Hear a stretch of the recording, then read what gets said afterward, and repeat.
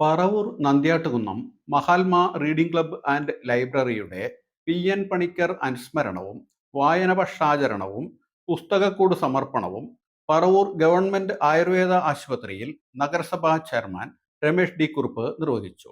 Mahatma library ഞാനിവിടെ അംഗമായിട്ടുള്ള ഭരണസമിതിയായിട്ടുള്ള ഒരു ലൈബ്രറിയാണ്. Library 2022 മുതൽ ഇവിടെ കൃത്യമായി ഇവിടെ ഒരു പുസ്തകക്കൂട് സ്ഥാപിച്ചിരുന്നു. നിരവധി ആളുകൾക്ക് പ്രയോജനകരമായിരുന്നു. നമുക്കിവിടെ പുസ്തകം വായിച്ചെടുക്കുന്ന ആളുകൾക്ക് കുറച്ചേരം വായിക്കാനും ചിന്തിക്കാനുമുള്ള ഒരു അവസരം ഒരുക്കുന്ന ഒരു നല്ല ഒരു പരിപാടിയാണ്. ഈ കെട്ടിടം പൊളിച്ച് കളഞ്ഞാണ് നമുക്കത് മാറ്റിവെച്ചതിൻ്റെ ഉദ്ഘാടനവും നമ്മുടെ വായനാ ദിനാചരണം കഴിഞ്ഞ ദിവസമായിരുന്നു.